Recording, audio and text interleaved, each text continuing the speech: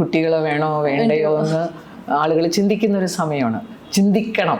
കാരണം കുട്ടി ഉണ്ടായിക്കഴിഞ്ഞാൽ ആ കുട്ടിയെ വേണ്ട വിധത്തിൽ വളർത്തുക എന്നുള്ളത് അത് വലിയൊരു ചലഞ്ചിങ് ആയിട്ടുള്ള റെസ്പോൺസിബിലിറ്റിയാണ്.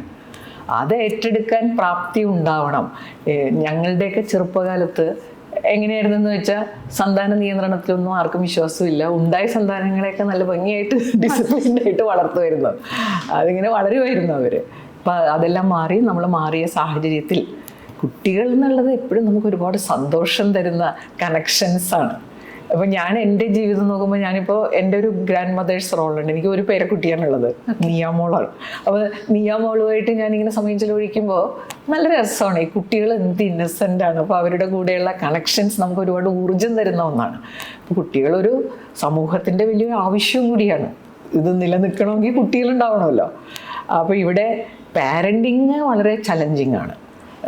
പണ്ടത്തെ പോലെയല്ല, ഒരുപാട് വ്യത്യാസമുണ്ട്. നമ്മളതിന് മൈൻഡും നമ്മുടെ എഫേർട്ടും എല്ലാം ഒരുപാട് ഇടേണ്ട ഒരു ഏരിയയാണ് പാരൻറ്റിങ്.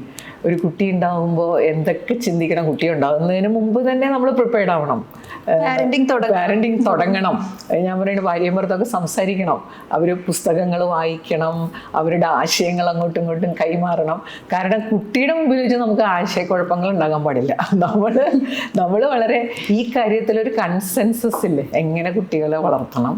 അതിൽ അഭിപ്രായ വ്യത്യാസമൊക്കെ ഉണ്ടായിക്കഴിഞ്ഞാൽ അതിൻ്റെ ഗുണഫലം അല്ലെങ്കിൽ നമ്മൾ എക്സ്പ്ലോയിറ്റ് ചെയ്യുന്ന ഒരു രീതി അതിലേക്ക് വരും.